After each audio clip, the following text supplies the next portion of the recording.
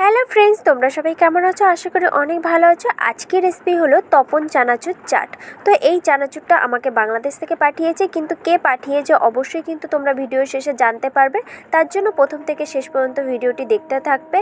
আর এখানে কিন্তু এই চানাচুরের প্যাকেটটা কিন্তু 500 গ্রামের চানাচুরের প্যাকেট।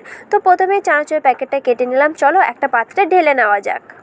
আর অবশ্যই বাংলাদেশ থেকে যে সকল আপু বা ভাইয়েরা দেখছো অবশ্যই কিন্তু আমাকে কমেন্ট করো। আর এই তপন চানাচুরটি তোমরা কে কে খেয়েছো অবশ্যই কিন্তু কমেন্ট করো।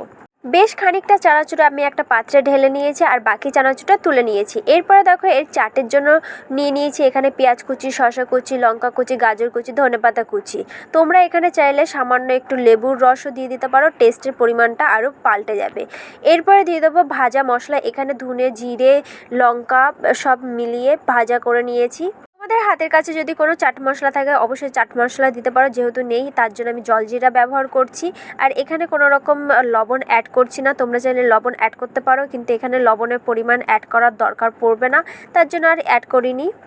এরপর তো আমি ভালো করে নাড়িয়ে চেড়ে চানাচুরটাকে ভালো করে মাখিয়ে নিলাম। তো চানাচুর মাখাটা আজকের কেমন লাগলো অবশ্যই কমেন্ট করো। আর এই চানাচুরটা সত্যিই খেতে কিন্তু অসাধারণ ছিল। চলো খেয়ে দেখা যাক। আজকের এই চানাচুরের প্যাকেটটি পাঠিয়েছিল আমার মামি বাংলাদেশ থেকে। তো 2 প্যাকেটের মতন পাঠিয়েছিল, 1 প্যাকেট খাওয়া হয়ে গেছে। তারপরে আর 1 প্যাকেটে এই যে ছিল সেটা দিয়েই মাখা করেছি। রেসিপিটি কেমন লাগলো অবশ্যই কমেন্ট করো। আর ভালো লাগলে আমার চ্যানেলটিকে সাবস্ক্রাইব করে যেও। আজকের জন্য